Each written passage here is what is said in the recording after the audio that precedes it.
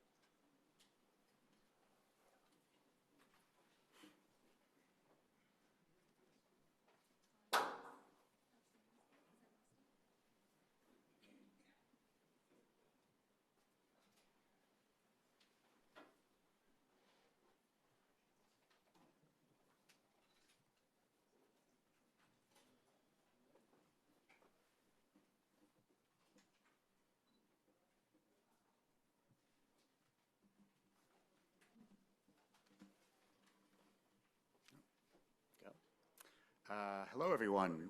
Hold on, there's an echo with the computer. Should I just mute? Coming to you here from Counterpart's offices in Washington, D.C. at 19th and Pennsylvania Avenue Northwest. My name is Devin O'Shaughnessy. I'm the Senior Director of Governance at Counterpart International. As co-coordinators of the Global Democracy Coalition, it's a real privilege for Counterpart to co-host this two-day forum. Turn off your speaker. Yeah, everybody who's got a computer, please mute. It's not just Yeah. the mute, the speaker. Turn off. I've tried. Anybody mute your microphone. So sorry about that. This is a truly special gathering of this dynamic community of international democracy organizations, experts, and advocates.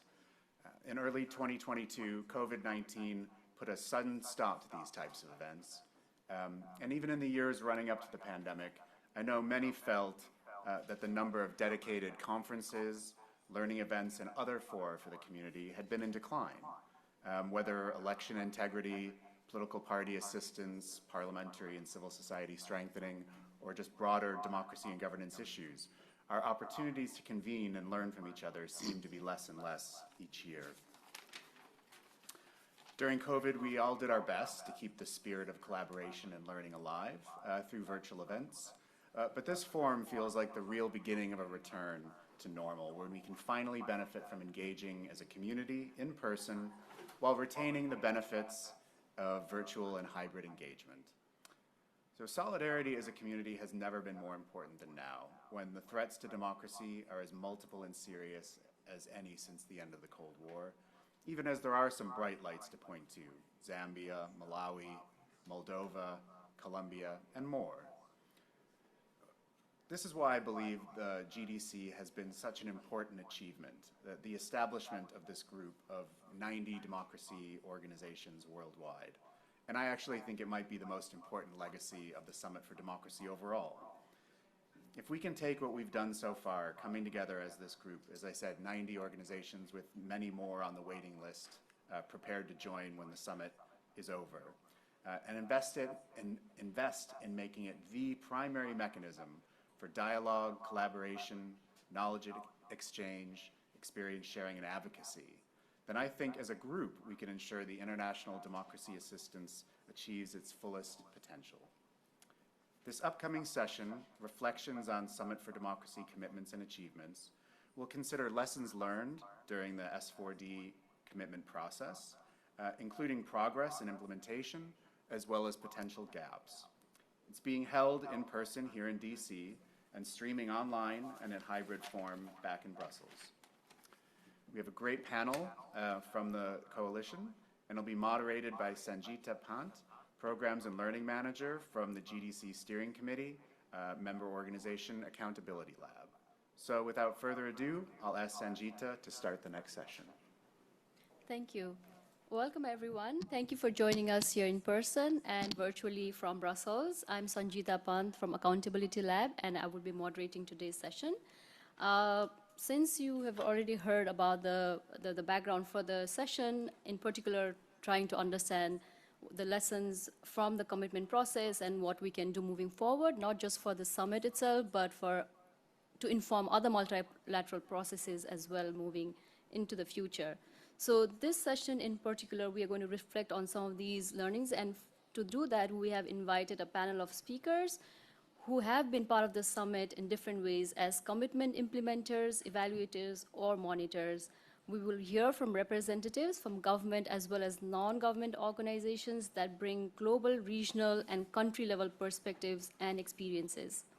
So in order to present the global perspective, we have Annika Silva-Leander, Head of North America for International IDEA, Foti, Chief Research Officer at the Open Government Partnership, and Ambassador Norm Eisen, Senior Fellow in Governance Studies at the Brookings institutions.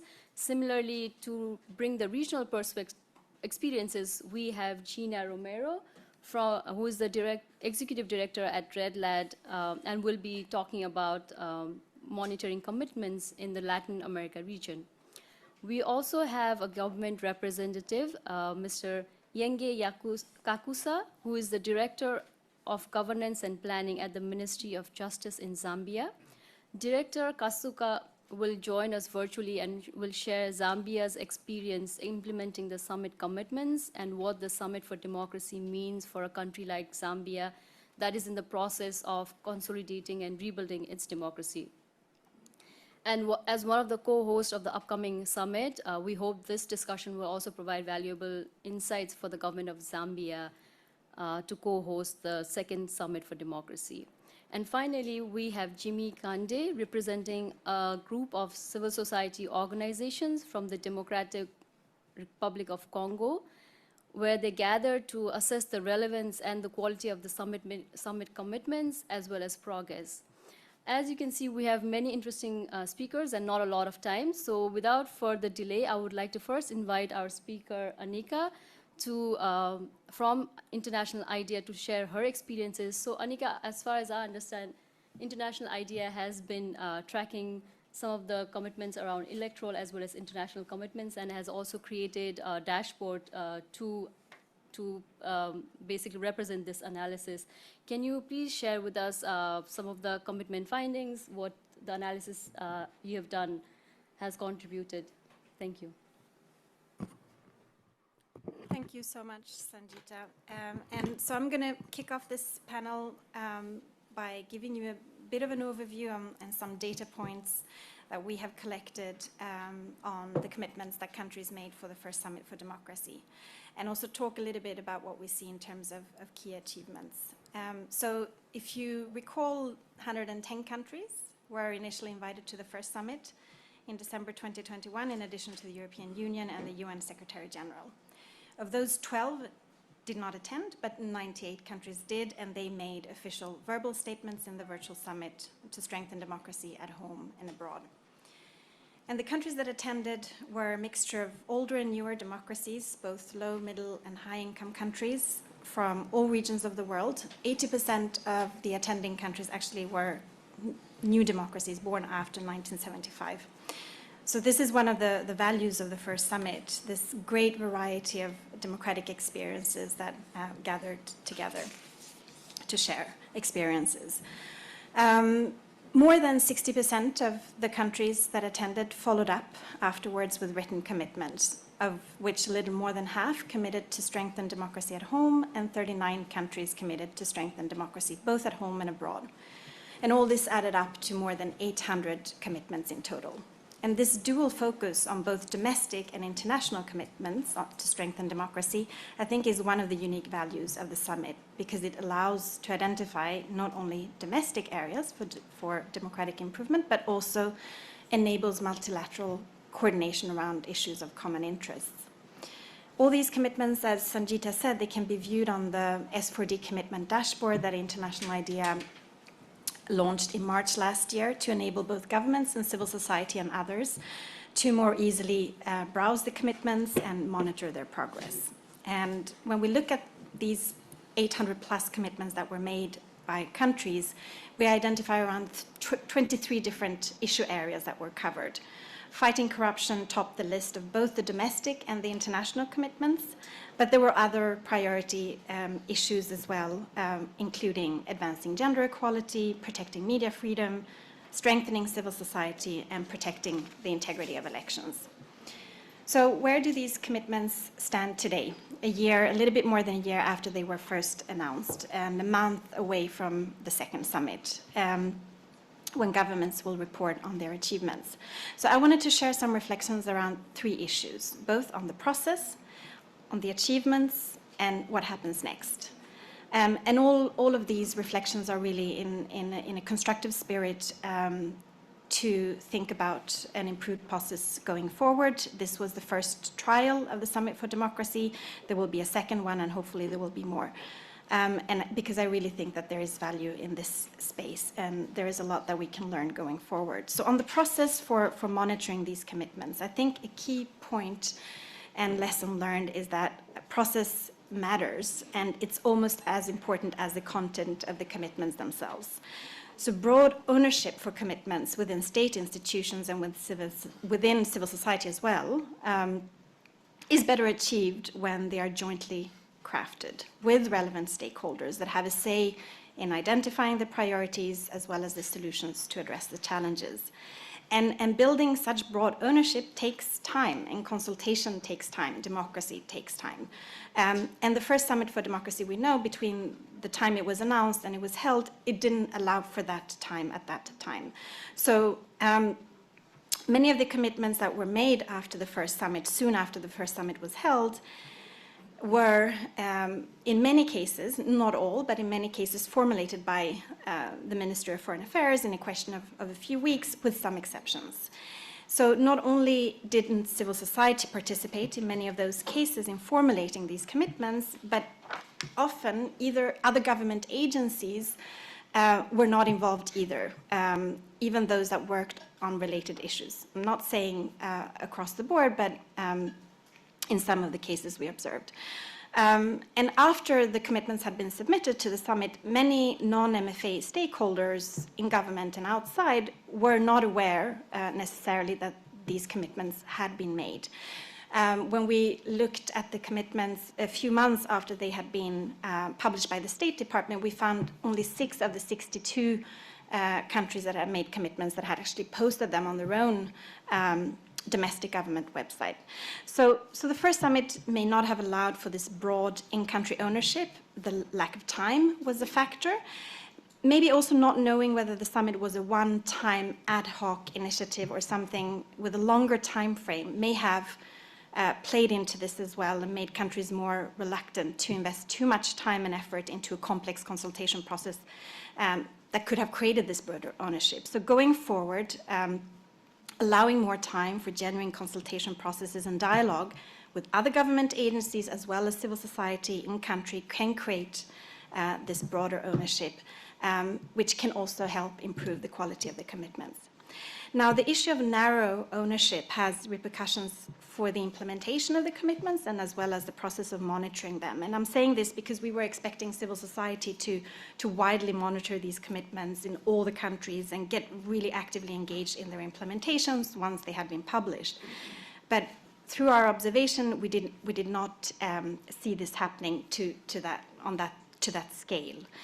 We recorded 5 countries where civil society engaged in critically assessing the commitments the governments made. There may have been more that we were not able to map.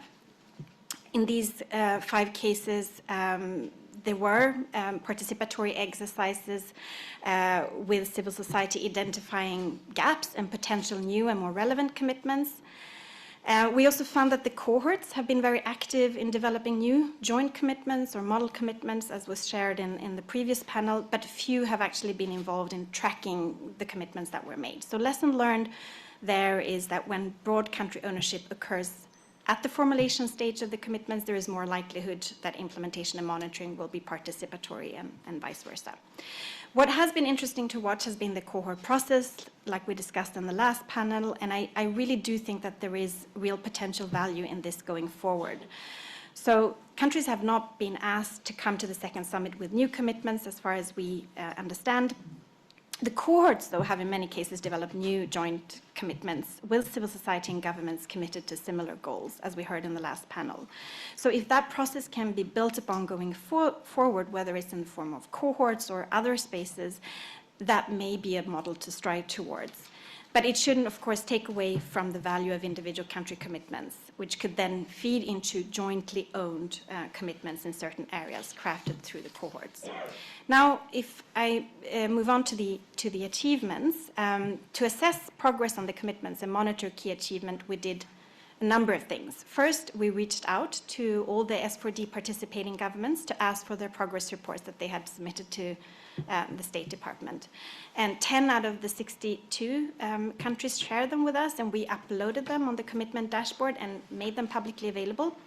But as far as we could tell, not all of these progress reports were made available on countries' own public information systems. And these progress reports are an important first point of information for civil society monitoring. And if they are not made readily available, independent monitoring is just made more challenging. So the second thing that we did is we hired 2 consultants to search for information on the implementation of both the international commitments that were made. There were around 350, as well as the electoral commitments. And then with OGP, with Joe here, we developed a simple matrix, 3 levels. If there was evidence of progress on the commitment, if there was evidence of completion, or if no data could be found to corroborate either. And the consultants searched the self-reports for information and conducted web searches using government websites and other sources. And the 2 exercises found similar results. They found evidence of progress or completion on about half of the commitment that they monitored, so around 200 of the 400 commitments they monitored.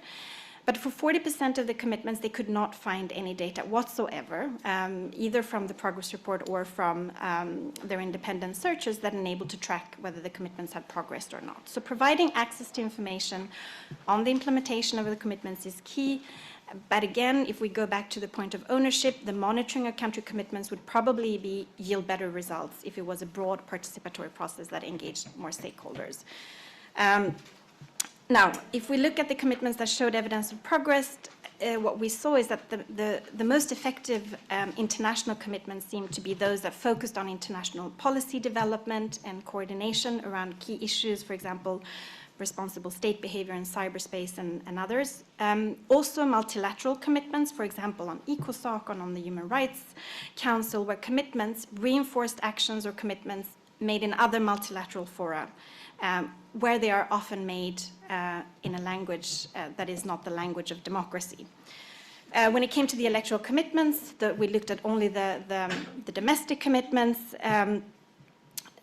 There were some key achievements there, and I'm not going to mention all of them, but there were some good practice examples, such as lowering the voting age and counteracting the spread of innovative ways of counteracting the spread of disinformation around elections that other countries can learn from.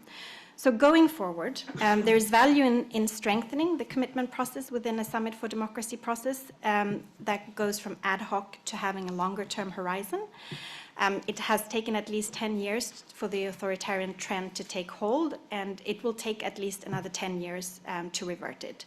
So a longer time horizon for the Summit for Democracy process would enable to identify challenges and opportunities together, share innovations and good practices in strengthening democracy, and devise in broad ownership individual and joint commitments to strengthen democracy. Implement them, report on their progress, monitor them, learn from them in a continuous and predictable cycle.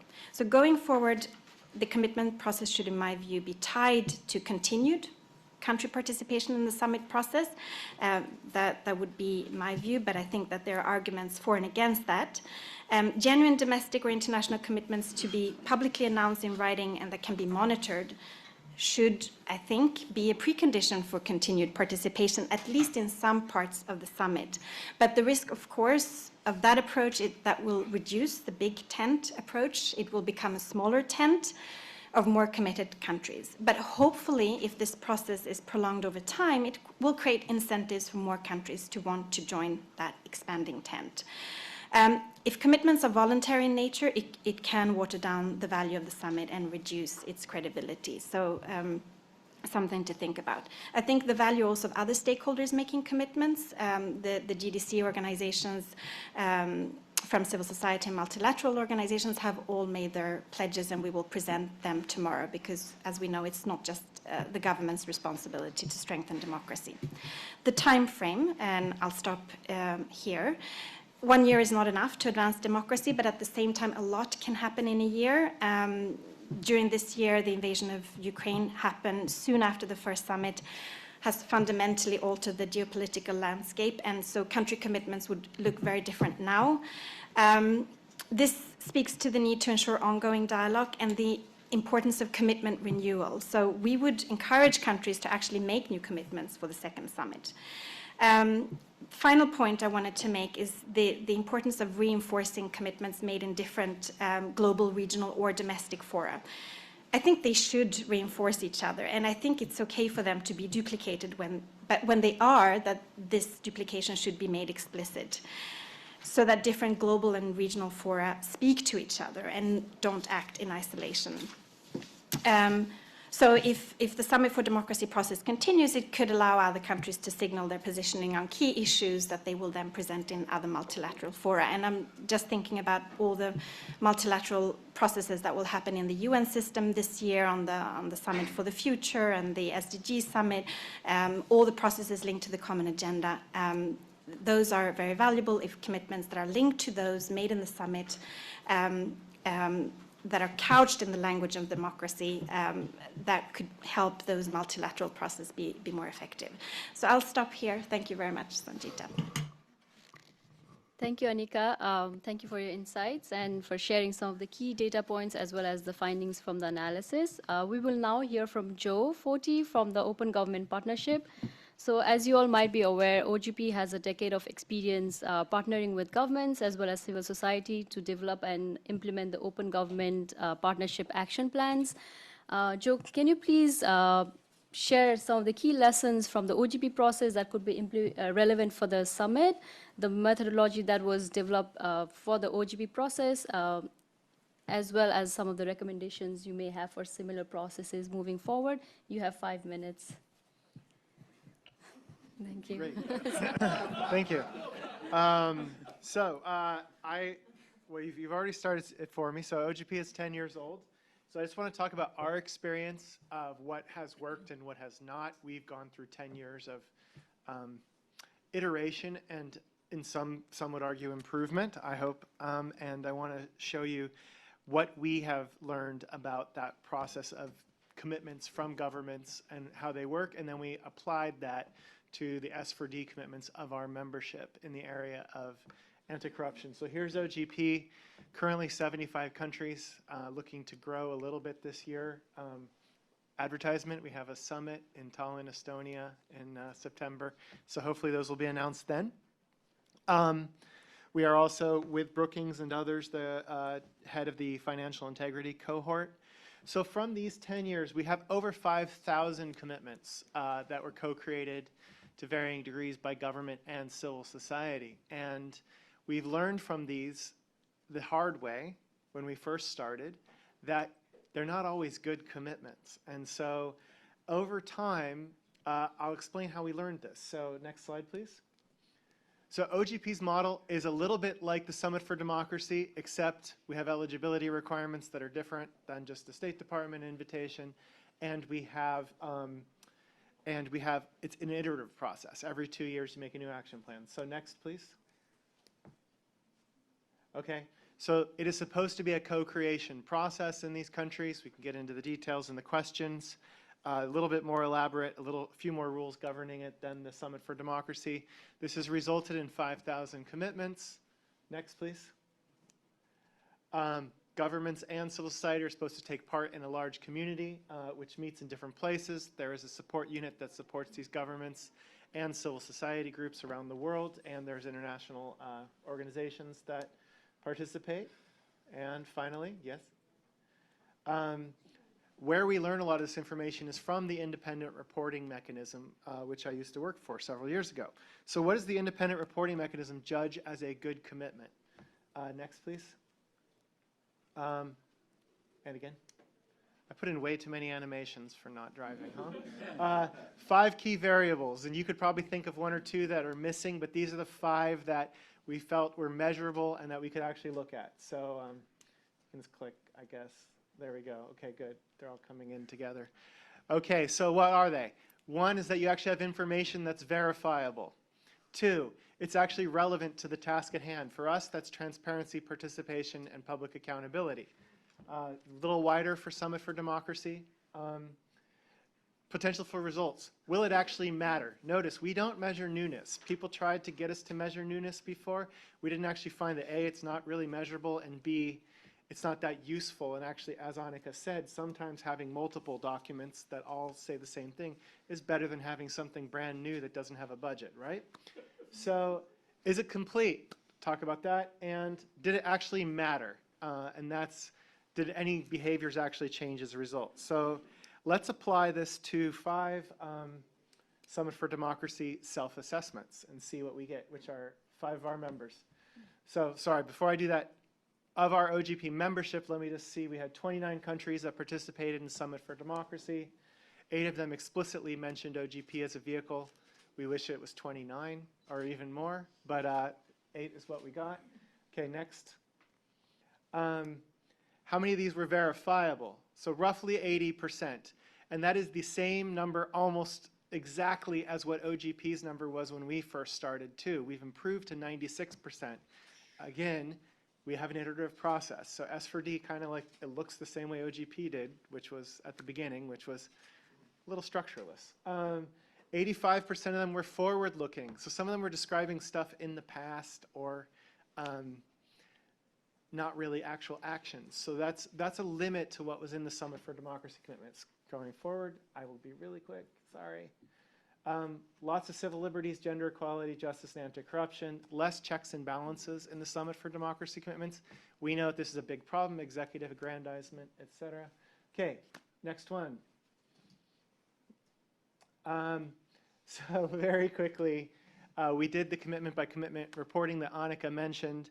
We have 7 out of 19 show evidence of completion. Again, that's roughly equivalent to early OGP, maybe a little bit worse, but it could be better. And that's just whether they have any evidence at all of completion. And finally, like we said, very light on primary evidence or links to underlying data. So the consequence of this, and I am at time, is hopefully the best of these commitments are expanded, put into OGP where they don't fit OGP.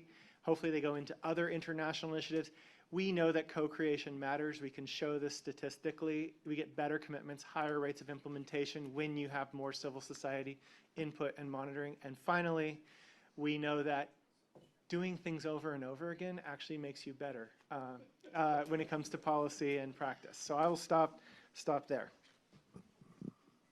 Thank you, Joe. That was really insightful. And although I've not been part of the or monitoring for the Summit for Democracy commitments, but Accountability Lab has been doing some of the monitoring for G20 commitments, especially on anti-corruption, and it's resource intensive and really challenging. So really find the work that OGP is doing is very valuable on tracking some of these policies and commitments. Now moving on, we have Ambassador Norm Eisen, who is, like I mentioned earlier, the Senior Fellow in Governance Studies at the Brookings Institutions. And Brookings Institution is one of the co-leads for the Financial Transparency and International Cohort for the Summit for Democracy. And Norm and his team at Brookings have looked into anti-corruption commitments, particularly for the Summit for Democracy. So Norm, can you please tell us briefly about the process you've undertaken to assess these commitments and what were some of your preliminary findings? Thanks, Sanjeeta. Joe, can I borrow? Thank you, Sanjeeta. I'm Norm Eisen, and as Sangeeta noted, I lead the, co-lead the transparency and integrity, financial transparency and integrity cohort of the Democracy Summit on the Brookings side together with OGP, and on the government side, the United States, specifically the State Department and USAID. But today I'm going to be speaking only in my capacity as a senior fellow at Brookings. Before I dive in, I'd like to thank the Global Democracy Coalition for hosting, and Annika and International IDEA for their role in putting this panel together, and of course Sangeeta for moderating. As we've heard, and I'm really going to build on what we've heard about the dashboard of commitments, the 800 plus commitments, and about the best practices that have evolved over the years in making and tracking commitments with civil society input, because that is what we are launching a 3-year program at Brookings to do in partnership with others with respect to the anti-corruption commitments that are one of the 3 pillars, together with combating democratic backsliding and protecting human rights, fighting against corruption. So we will be doing work in that with a critical role for governments and for civil society that I'll discuss. Since I helped launch OGP when I was in the Obama administration, I'm always so proud to see those accomplishments up on the screen. Since the summer of 2022, in collaboration and consultation with OGP, with International IDEA, we've been working at Brookings to extract the anti-corruption-oriented commitments from both official interventions and written submissions made at the first Summit for Democracy.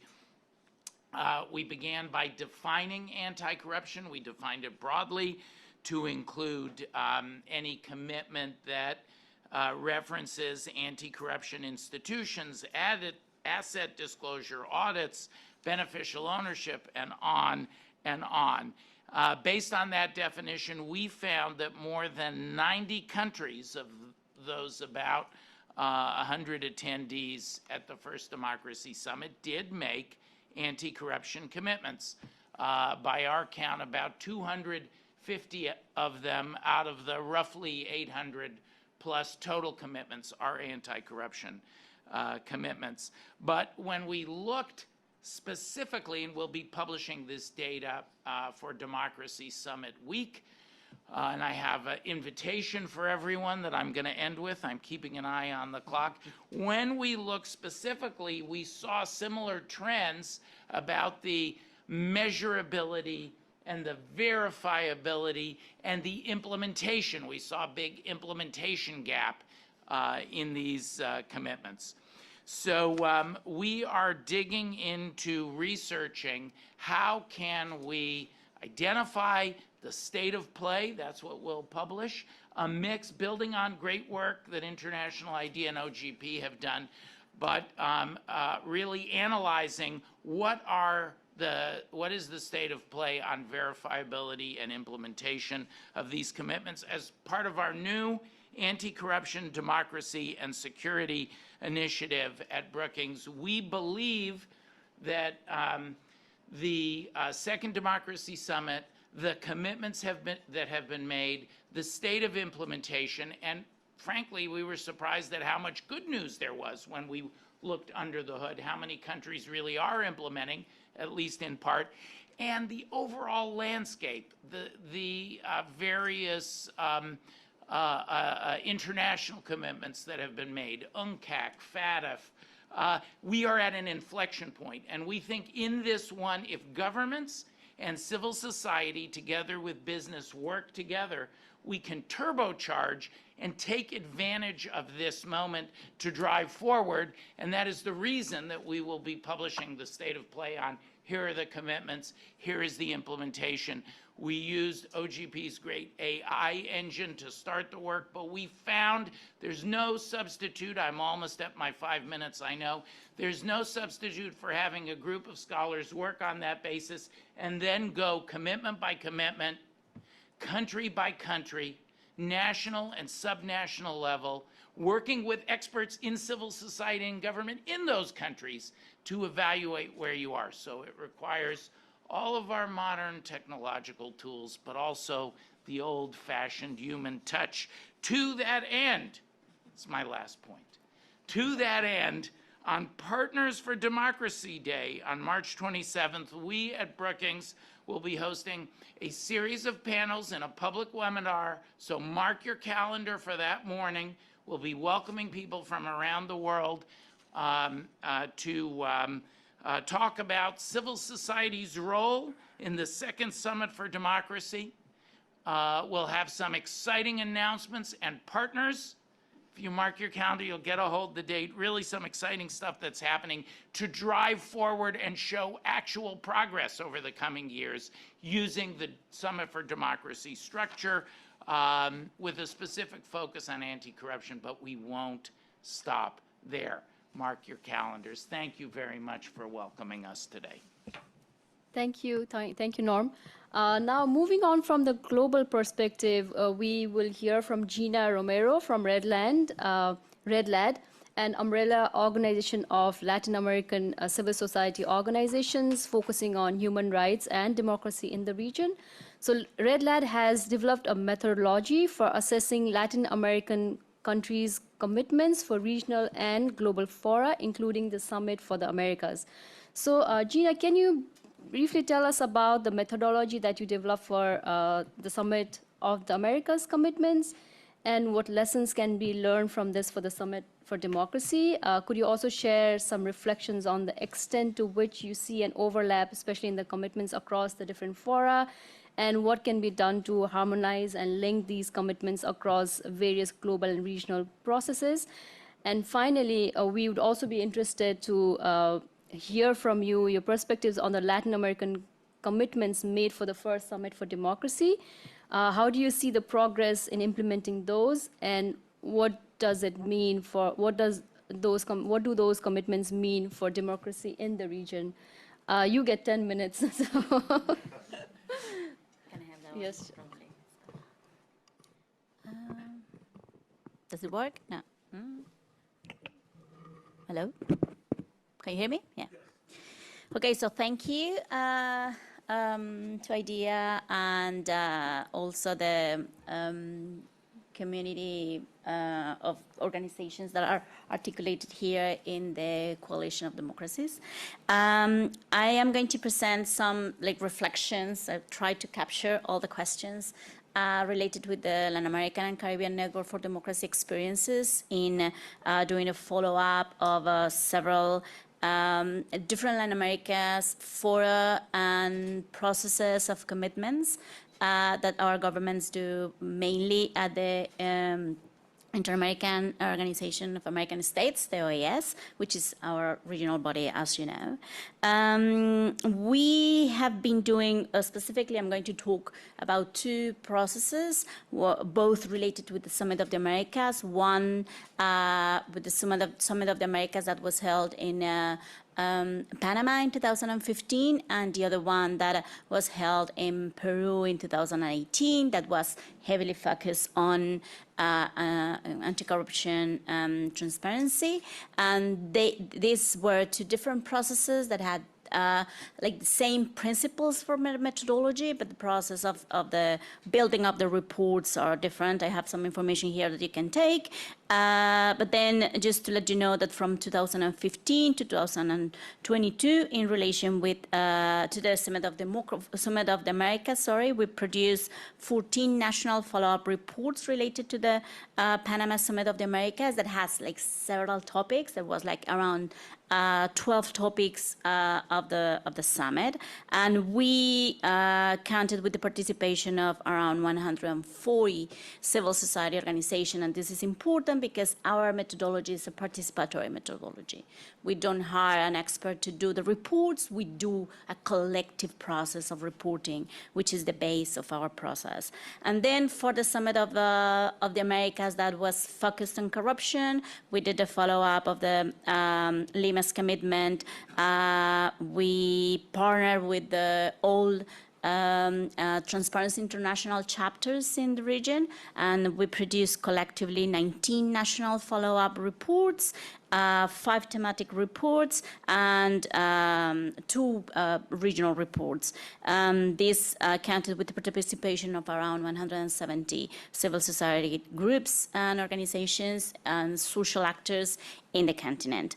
So in these 2 exercises, we have learned on the positive note, a couple of things. One, follow-ups are really relevant. Although you, in the short term, can actually see what is the result of all that work, as you can see from 10 years of following the OGP. At the end, the follow-up mechanisms strengthen advocacy processes for the civil society organizations, especially for the organizations that do national and local advocacy processes, because at the end what happens is that the local organizations and the national organizations have like a stronger even flag sometimes to link their national agendas with the regional agendas, and that make them a lot easier sometimes to actually reach some other internal government officials, such as the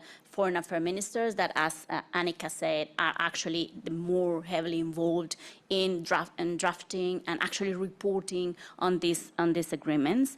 And then also a follow-up process can help civil society groups to inform and promote civil society agendas, because then when a government in the international fora committing something that the government is either silent or is not following internally, that process help the local organizations to actually say, okay, the government is talking about this and this is in civil society agenda, so let's sit down and talk, which is always important. Also, although I know from what Annika said that ownership is always difficult, the processes of follow-up are very good, are a very good window of opportunity to actually strengthen civil society capacity and also to make them aware of the importance of the international fora and to train them or even to inform the general public about these commitments, because at the end governments sit in the international fora representing civil society and the citizens. So that should be a direct relation. And also the follow-on process kind of make grant or increase the accountability processes that the governments need to have. So in that sense, very little governments actually make public in the local, in their web pages or even in their national reports of accountability, the commitments that they acquire in a different forums like the Summit of the Americas or the Summit of Democracies. So at the end, the civil society can ask and for just make a wider access of information of these commitments, and that creates also a window of opportunity for engagement and talking with the governments. From our side, what we have learned is that the more successful follow-up processes are those that are collective, which is in the base of our methodology. And then for us, we don't do only the follow-up. What we do is that in every country we work, we have a focal point that creates a group of civil society, that creates a civil society agenda. And then on the base of that civil society agenda, they do the follow-up of the commitments. So they look at how aligned the civil society agendas are with the commitments that the governments presented, but also how real or unreal are the reports that they present. So that is always useful. And then also the importance to combine technical follow-up to political citizen processes. Although it's very important to have a very experienced technical person to see in asset recovery or any other topics, we need to try to figure out how those expertise is actually linked with the process and processes that civil society does, especially grassroots. So, and then how all these topics connects with other social groups, like indigenous groups, Afro-descendant groups, or other social groups. So in one of the things that our colleague from OGP presented, there is very little commitments related, for example, with the natural resources, which is at the top of the priority for the indigenous groups. So how can we build a bridge between those? That is a window of opportunity that we have.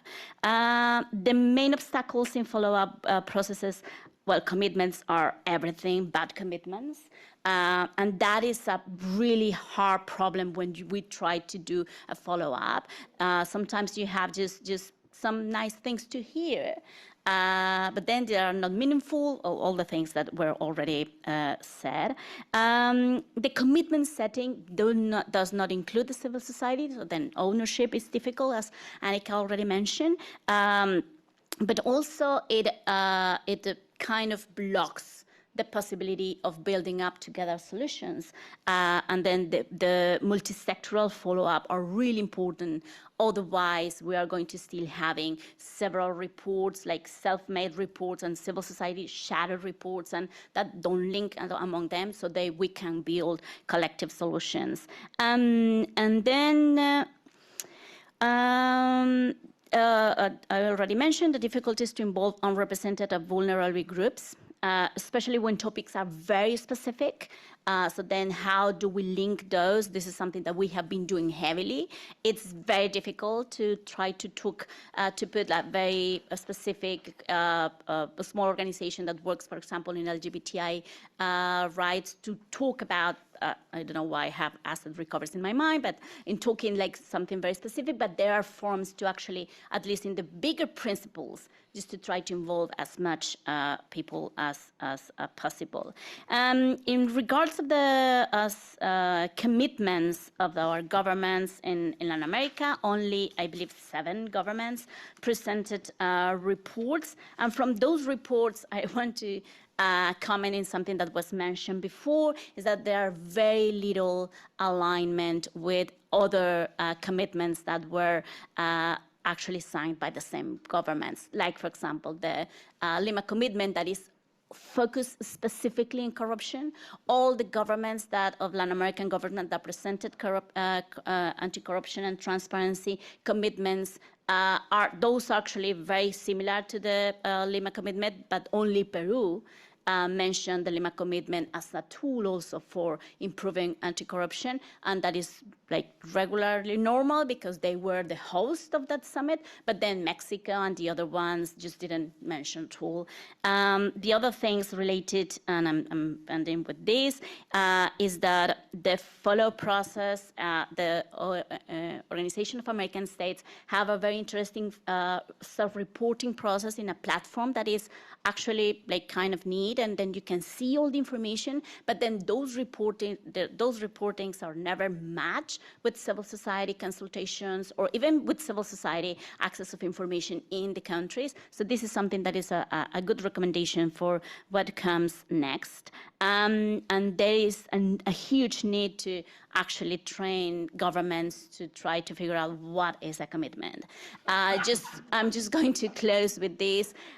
About commitments is very important. I know that we are in a very strong backlash of democracy, but then reading that a government is committing to respect the 4 years of the duration of the government because of the elections and the constitutional rights, and say that my commitment is that I'm not going to be more time in power, that is something like very crazy. I mean, we need to agree that there are some bases in democracy that we don't have to do more commitments because that is the basic.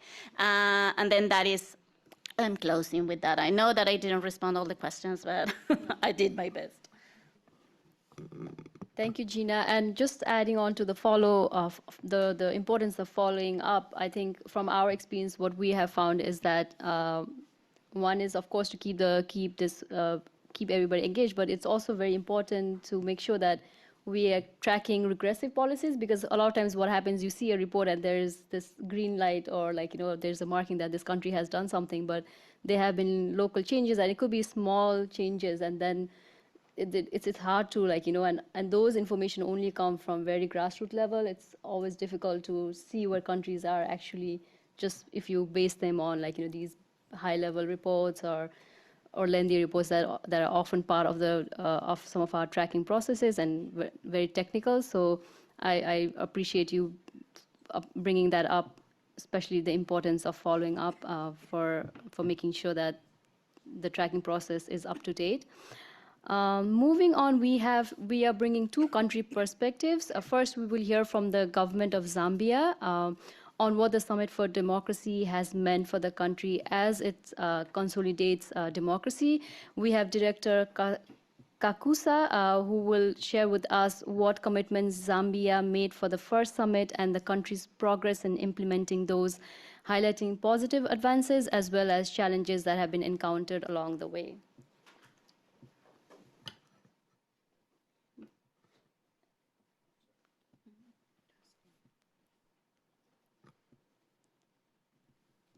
Good afternoon. We can hear you. Okay. I was told that they'll beam the presentation from that end. Are they able to do it now? Yes. Okay.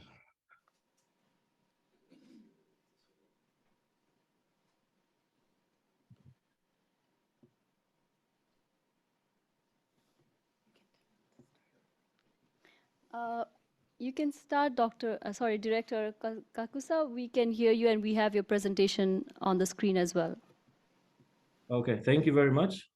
I'd like to first of all start by thanking you for giving the government of the Republic of Zambia an opportunity to participate in this forum. So we would like to show our appreciation in that respect. Okay, maybe we could move on to the next slide.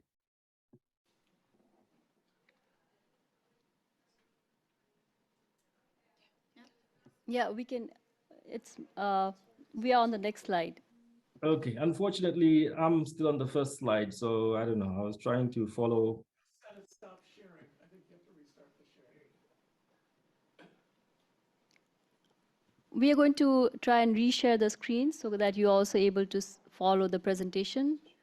Okay.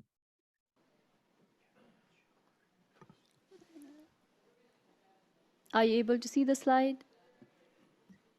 I am, although the screen looks mighty small. Okay, so in terms of the significance of the Summit for Democracy, first of all, would like to indicate that the Summit for Democracy demonstrated to us as a country that democracy was still relevant in our political dispensation as a country. The summit equally demonstrated how democratic countries delivered for their citizens. It also highlighted democracy's resolve to address the world's most pressing challenges of our time. So for instance, when you look at the continent of Africa, we still continue to hear and experience issues of unconstitutional changes of government. We continue to hear situations of the shrinking democratic space for civil society to participate in. And we also hear or experience situations where there are certain changes that are being made to national constitutions in order to suit the needs or the requirements of a particular incumbent. So now trying to look at it from a practical point of view, the S4D process provides a platform for peer-to-peer learning, sharing of best practices and experiences, as well as opportunities for financial and technical support. The summit also has reminded us that to promote democratic governance in any nation, it requires concerted efforts. I think, as pointed out earlier from the previous speakers, we need to have all players involved, such as the government, the private sector, the academia, civil society, and the citizens themselves. If we could move on to the next slide, please. So in terms of our commitments, Zambia at the last summit had 3 commitments. These are ensuring a free media, protecting freedoms of assembly and association by amending the Public Order Act and also improving the independence and transparency of the Electoral Commission of Zambia. We could move to the next slide. Okay, so in terms of the process in implementing the Zambian commitments, the process actually involved administrative measures. It also involved policy and legal reforms, as well as reforms to our institutional arrangements in terms of some of our oversight and governance institutions. To ensuring free media, we would like to indicate that the media today is able to operate freely without the strong hand of government. Previously, we used to have situations where the national broadcaster, for instance, would not be able to provide on an equal footing opposition political parties to go and perhaps have a paid-for program. There would be situations where they would give them all sorts of flimsy excuses not to allow them to be able to use that platform. The media now sets its own editorial agenda without instruction or interference. And during the year of action, broadcasting licenses of media houses, which were previously revoked due to political expedience, have been reinstated. I don't know whether you're familiar, but in our country, we had a TV station known as Prime TV, which was shut down in the previous administration. Similarly, more broadcasting and print media licenses have been issued to give a voice to the people and ensure they are well informed. And as a strong commitment to broadening freedom of expression and ensuring a free media, legislation that previously provided for the defamation of the president has been amended. And would also like to indicate that substantial progress has also been made towards the formulation of the Access to Information bill. So this actually involved stakeholder consultations where we had civil society and other stakeholders come on board and make their contribution in terms of what this piece of legislation should look like. Next slide. Okay, so in terms of protecting the freedoms of assembly and association, here we had made a commitment to amend the Public Order Act. This is a piece of legislation that has perhaps what you might call colonial legacy issues, where they used to restrict indigenous Zambians back in the day. So this piece of legislation was still with us, or is still with us.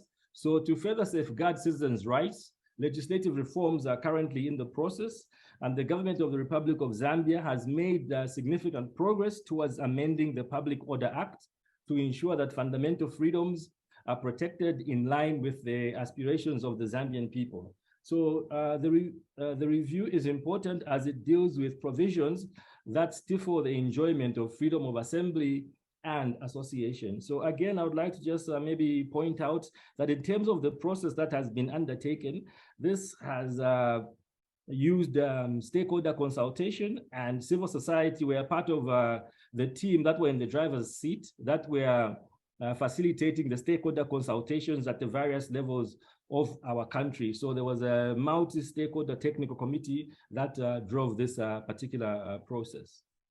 If we could move to the next slide, please.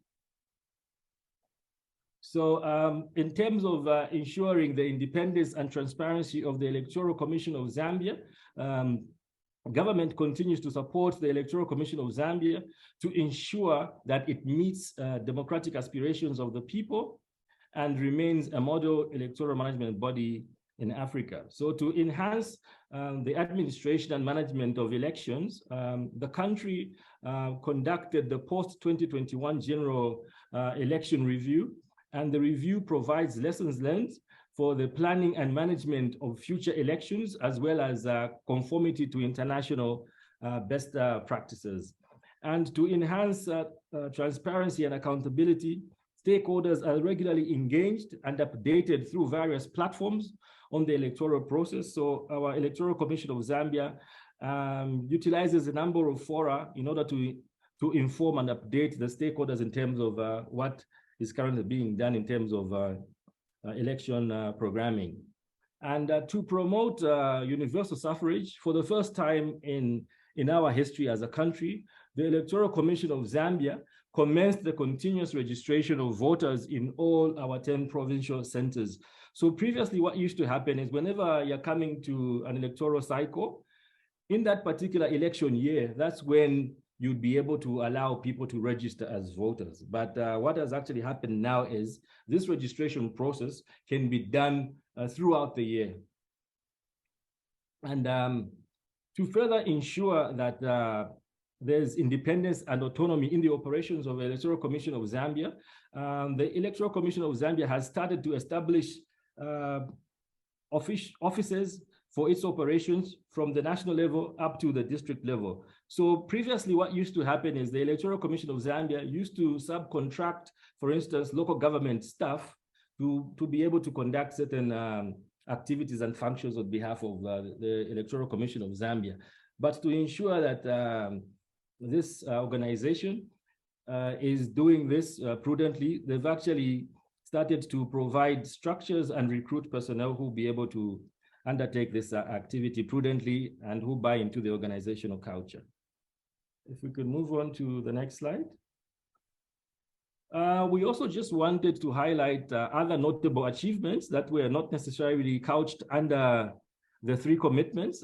These are speaking to how are we ensuring the rule of law, how are we promoting human rights, and to also speak to the fight against corruption. So measures to restore the rule of law have been put in place in our country.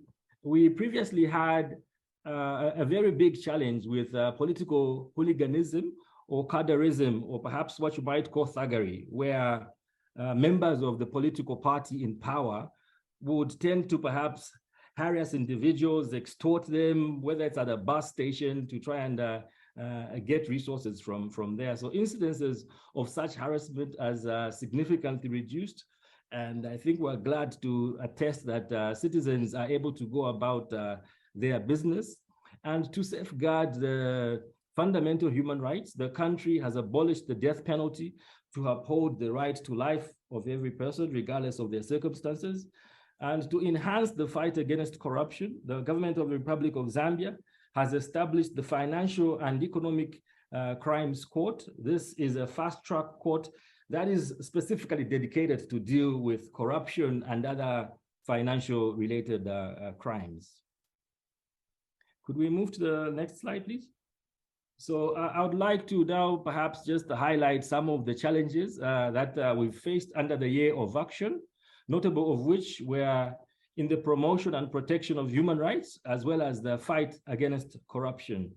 So in the area of human rights, citizens as rights holders were in some instances unable to claim their rights on account of not knowing their entitlements. Equally, duty bearers, such as law enforcement officers, in some cases were unable to protect the rights of citizens, and consequently, to try and mitigate this issue, the country will be doing this through sensitization in terms of raising awareness among our citizens, building capacity among law enforcement officers, as well as also trying to encourage mindset change.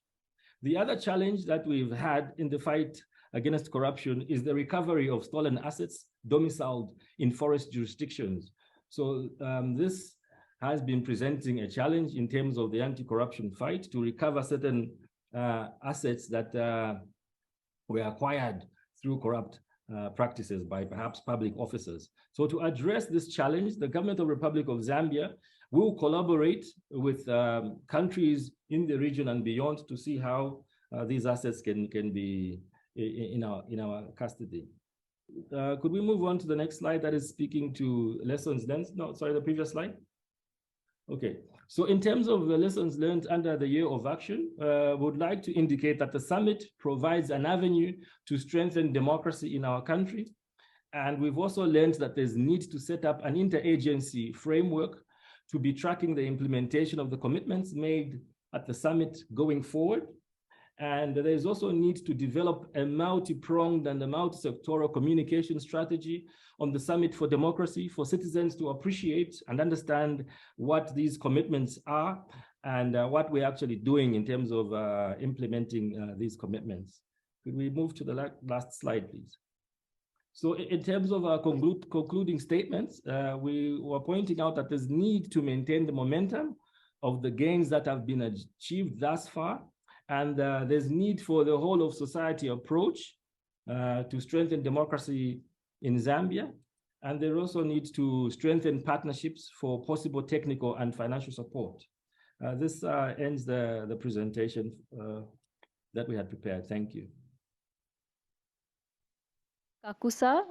Now we are moving on to our last final speaker, and we'll be hearing another country perspective from the Democratic Republic of Congo. Democratic Republic of Congo is also one of the few hybrid regimes that have been invited to the first summit for democracy. And in the Congo, several civil society groups have come together to critically assess both the relevance and the quality of the commitments made by the government, as well as to look at, assess the progress they have made on those commitments. So Jimmy, can you, in 10 minutes, tell us how you came about, how the civil society came about together for this, for the discussions? What were some of the key findings from your assessment, and how do you plan to communicate that to the government?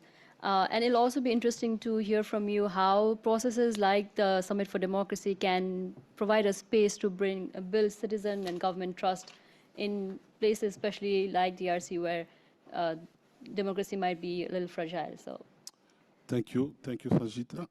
I'm here to present the work of 10 civil society about the assessment of the commitment made by the DRC at the first Summit for Democracy who took place last year in USA.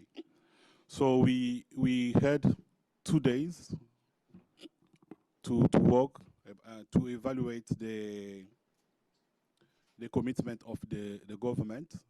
We had this meeting during the month of November of last year, and we're still working on it since last week, until last week.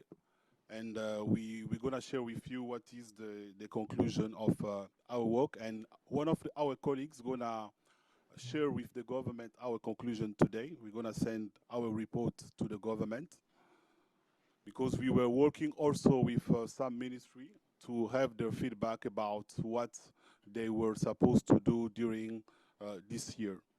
So it's very important before starting to analyze the commitment of the government, maybe to present to you what is the situation in the Democratic Republic of Congo, and for you to understand.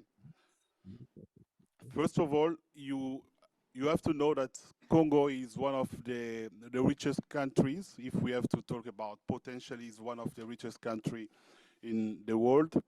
Unfortunately, with poor populations, less than $1 per day.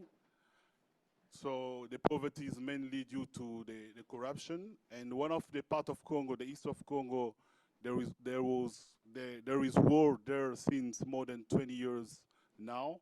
And we are talking about more than 8 million persons dead since '98.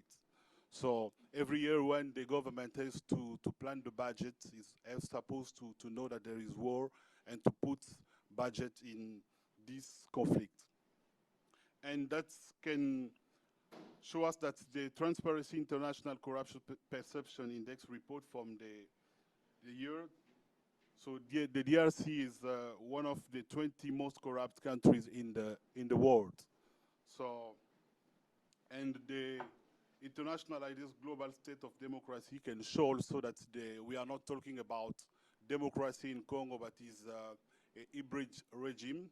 So it's something that you have to understand also, that the participation in the Democracy Summit presents an excellent opportunity for the country to improve and to ignite the reform process in Congo.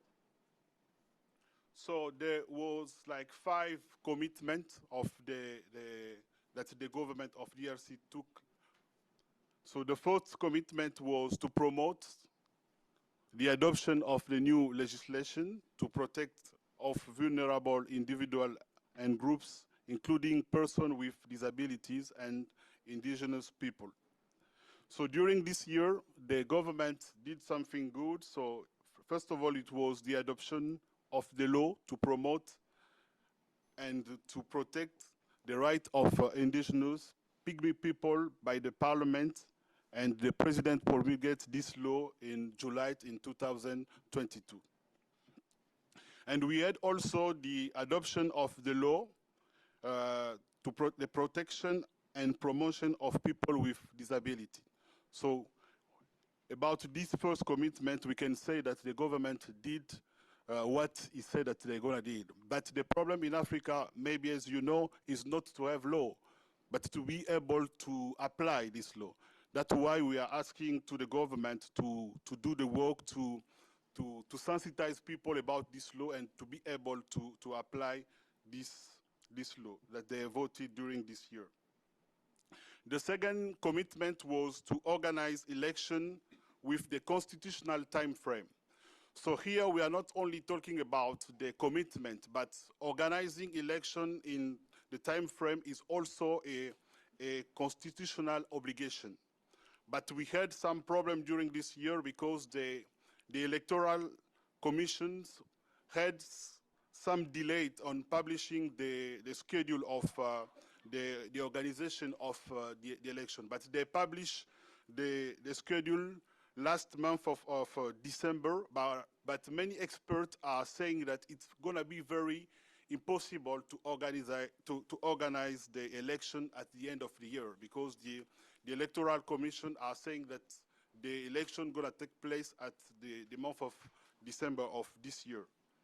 But the authorities, they are talking about the same thing, that they're going to be able, they're going to put money to be able to have the election on the month of December.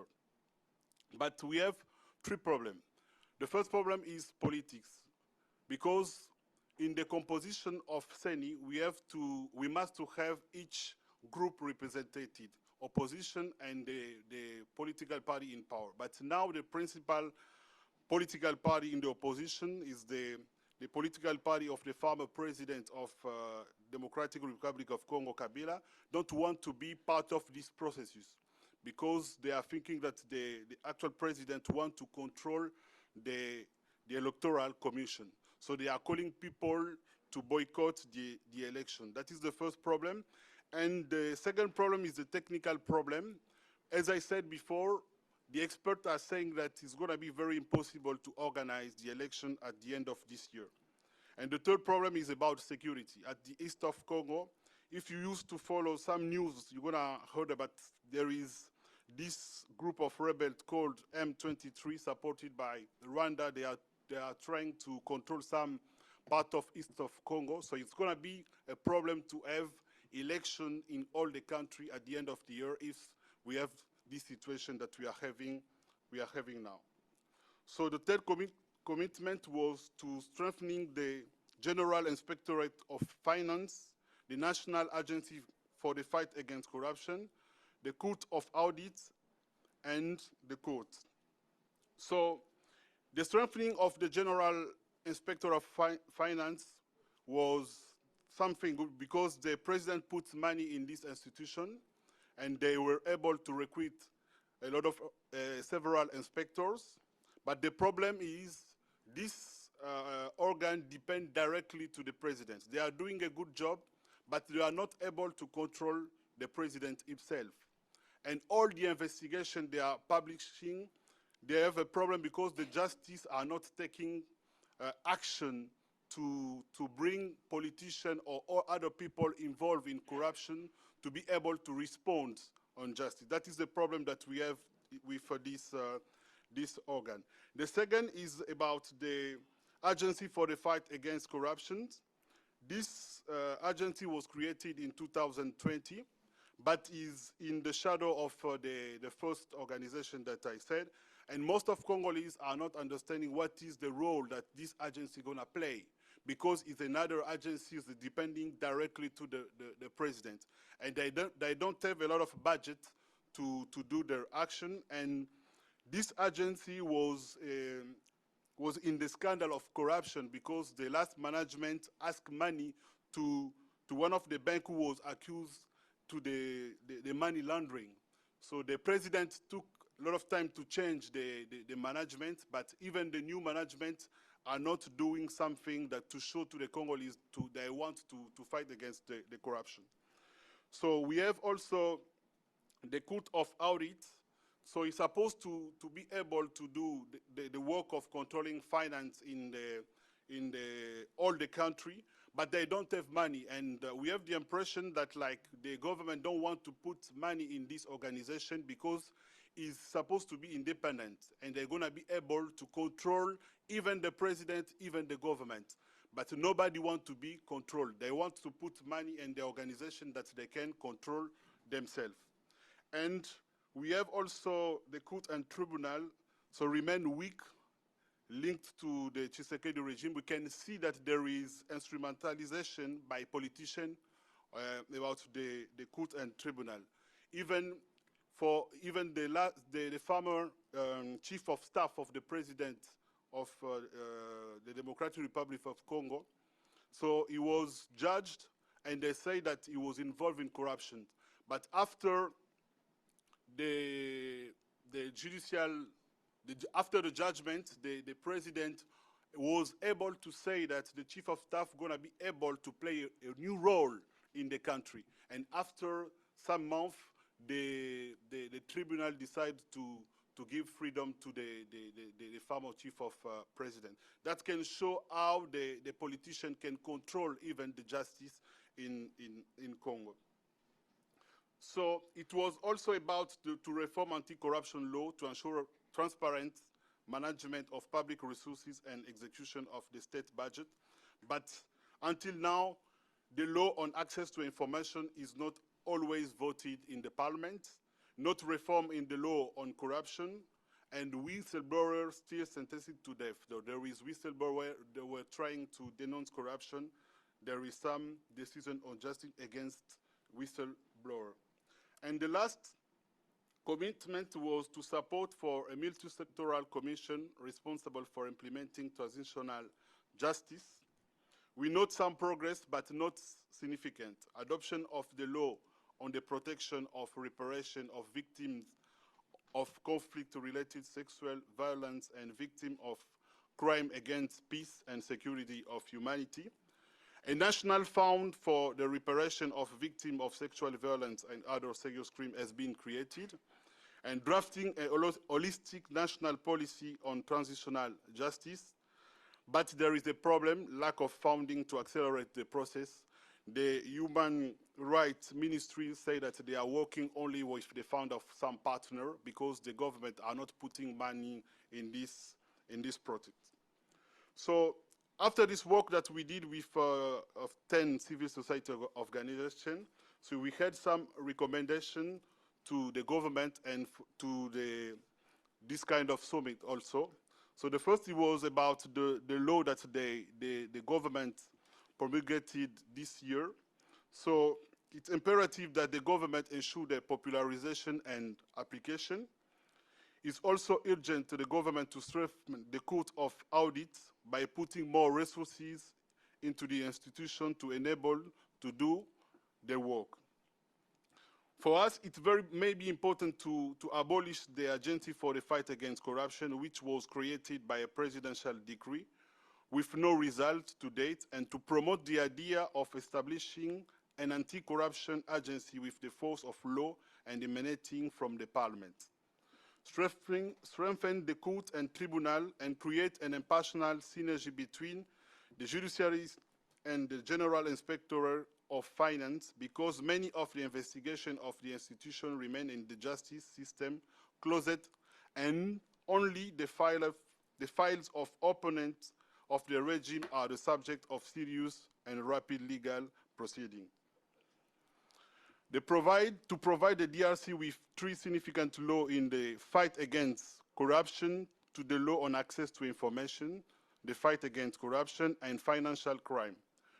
With regard to the organization of free, democratic, and transparent elections within the constitutional deadline, it is appropriate today to note the obvious delay in the organization of the election and to invite the political actor to reach a consensus of the leaders, and in order to redefine a new timetable that will allow for a better organization of the election. A real political will must follow the different commitment and process without which nothing can be achieved. And at the end, to provide DRC with 3 significant laws in the fight. I think that I already said that. So make the summit on democracy an opportunity to make states more accountable for their commitment and provide mechanisms for sanction for states that fail to fulfill their commitment. Pay particular attention to states with hybrid regimes to assist their democratic efforts. Thank you for your attention. Thank you, Jimmy. Thank you for bringing civil society perspective from the DRC.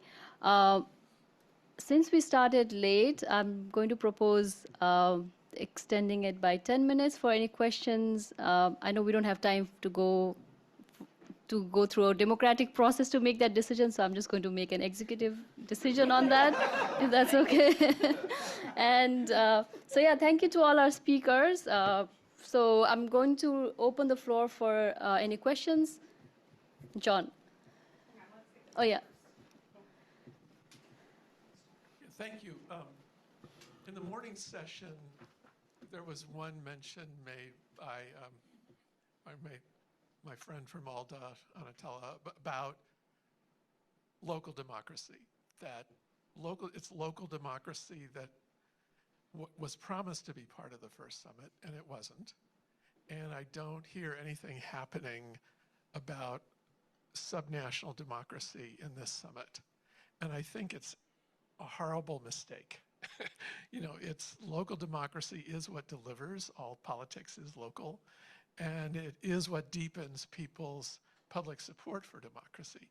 So I'm just wondering, as in your various ways of looking into the machinery of the summit, how can we strengthen that aspect of democracy, of subnational decentralization, devolution, accountability, protection of human rights at the subnational level? Thank you. Would any, okay. Norm. The role of subnational entities is critical. I'll just speak in my Brookings capacity, not my official cohort 1. We work in our LTRC program, Results for Development, for example, in the anti-corruption lane as it intersects with democratic questions with subnational entities all over the world where we do field work. We will, as part of the Brookings work, push through some of these subnational, really, we're going to do it with metros, I think, in the United States and around the world to explore how the best practices and the evidence base that we've evolved, which is strongly informed by the commitments and their implementation, can be further implemented by municipalities. So we have a Brookings, we're going to do it under SDG 16 and specifically 16.5, 6, and 7, working with municipalities in the United States and around the world to do a test program. It is an excellent point, John, because municipalities and mayors, metros, are very driven on delivering. It's measurable, it's concrete. They have direct engagement in building or restoring broken trust with their populations, and so it's very much worth doing. So those are 2 places that we at Brookings will tackle this, and we'll say more about this metro program when it's baked, which we're doing jointly with our SDG shop at Brookings. I also wanted to say something, and it's that in the on the American continent, there has been like 9-10 Summit of the Americas, and for the first time, as a result of the past summit that was in LA in past June, the U.S. government is doing an experiment in doing a cities summit. That is going to happen in a couple of months, and what is going to be happening as the first experiment is just try to bring different mayors from big, small, and medium municipalities, cities, just to try to gather together regarding the challenges of the continent. This is probably not the best way of doing it, but it is very important because it's the first time that we have been seeing in Latin America how to actually talk with the actors that deliver in the local moment. So that's just an experiment to watch out to see what happens there. Annika. Just a quick point. I think it's a very important point that you raised, and I wanted to mention one of the partner organizations in the Global Democracy Coalition, UCLG, that is Association of Local Governments.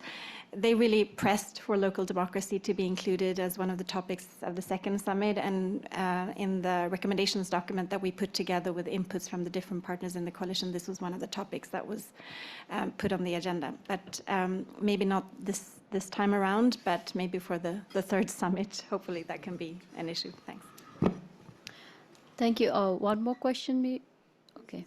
Sure. And then maybe you. Thank you. Dmitry Grinsky, American Russian Speaking Association for Civil and Human Rights.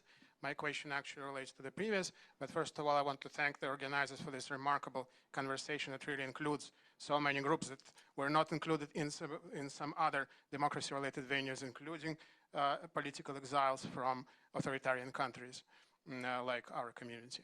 So my question actually is to whoever will answer it, how can we together make sure that some of the anti-corruption commitments, specific anti-corruption commitments, are extended to the state and local level in the United States and to major philanthropies operating at the local level. Why I'm asking this? Because for many years, millions of dollars in our community were borrowed from Russian kleptocrats, Kremlin-related oligarchs, through local philanthropies to dictate their will, to dictate their narratives, to marginalize their opponents. This money also went into local and state level governments, and as a result we have people who were fueled by these funds in positions of power in New York, for example. And that's one of the topics that we, as one of the participants of this process, would like to bring to the attention of the relevant cohorts and to anyone else who is concerned with this. So that would be my question: what can we do about the consequences of this autocratic interference that has been going on for many years by these channels?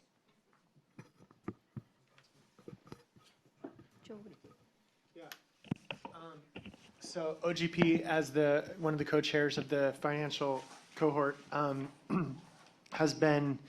we've been mostly focusing on beneficial ownership transparency, which, as you know, will be important. And there are customer due diligence and know your customer regulations in banking. But an increasing area of interest that our membership has is also in other professional enablers of corruption. So the hope is that in some of our countries that can be expanded to cover organizations like some of these communications firms that set up these front groups that then launder political money into candidates, et cetera, et cetera. And so that is one area where there hopefully is more work. I don't know if that will happen in the United States and whether that will cover the local level under the current Congress. But the way OGP works is hopefully one or two members begin moving, and then within OGP and hopefully with the Summit for Democracy, you can move something from first movers and reward those first movers for being innovative, and then start plugging gaps around the world in the other major markets. So it's not perfect, but it's hopefully we'll start somewhere. Thank you, Joe. Maybe one last question, and then we can end. So yeah. Thank you. I will be short, and basically I couldn't be more agree with the gentleman who made the first question, because I come from Catalonia, and you know, there is always some discussions, and it's nice to see in this event to see, for example, countries like Zambia or the DRC make some progress, but it's also, I think, the success of this Summit for Democracy and all this process will be depend mostly if we are able within the already called democratic countries to really consolidate some areas, and we are actually not doing this. And we've been through some conflicts at different levels, and I think it's interesting to consolidate these dialogues, international dialogues, with all the different governments, levels of governments that they are around, no? And sometimes some is not exactly happening. And you know, the closer the government is to the people, the easier it is to avoid corruption and to be more accountable and to work towards the right direction. No, so the countries that are diverse, this is even more important. And if we can work together toward this process, I think it will be much easier towards the final goal. Thank you. I think that's all for now. In the interest of time and just to respect our speakers as well as our participants' time, we will wrap this session. And of course, there'll be opportunity to engage more throughout the day and I think during lunch as well. So please, let's continue the conversation. We have 1 minute. And to end this, I would like to invite each of our speakers to just say in 30 seconds, one piece of advice you'd give to the organizers of the second Summit for Democracy. So Joe. Okay, so I would just recommend that, at least on the anti-corruption stuff, but also inclusion and other human rights issues, think about a through line, because the summit is not going to be enough to achieve a lot of things. So we have this, we have the OGP summit in September in Tallinn, and we have the UNCAC meeting in December. And there's probably more that I could list, but for at least that theme of anti-corruption, I think we need to think about what a multi-year, multi-month strategy looks like to begin moving some of these issues and ensuring that the things that weren't ambitious enough become ambitious and the things that were ambitious get done. Thank you. Gina? From my side, I take the word of the multi. So I think that we need a multi-sectoral, multi-stakeholder, and intersectional approach on the commitment setting and the follow-up. And then I have this questions of this like reflection on who should be creating those commitments. It's just the government? Should it involve the parliaments? Where is the civil society there? What happened with the private sector? So I think that this needs like more thought on how to do this multi-actor, because at the end, democracy is in the lap of everyone, right? Thank you. So Gina said what I was going to say. So I would just echo what you said in terms of the importance of co-creation with civil society, but other stakeholders as well for good quality commitments and that have broad ownership. And the other point is just the importance of turning this process from an ad hoc initiative with 2 summits into something that lasts for longer, because I think that will enable better commitments, better implementation, better coordination among both governments and other stakeholders. So those would be my thoughts. Yeah, so if I have to make some recommendation, what I can say is if it's possible to have a specific approach for countries with hybrid regime, it's going to be very helpful, because in this kind of summit, we used to discuss globally about the situation in the world, but the reality is very, very different. If we can be focused about health space for trying to talk about this country that they have a hybrid regime, is going to be very helpful for these kind of countries. Thank you. Thank you, everyone, for joining us, both in person and online. Sorry we were not able to take online questions because of some technical issues, but like I said, hope the conversation continues. Thank you, and have a lovely afternoon, evening for those in Brussels. Thank you.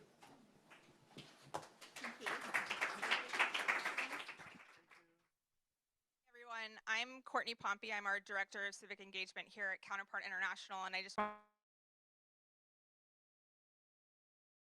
panel both here in person and the panels that were in Brussels. I'd like to invite you all to lunch. So please enjoy, mingle, talk to everyone. Hopefully we can make some connections.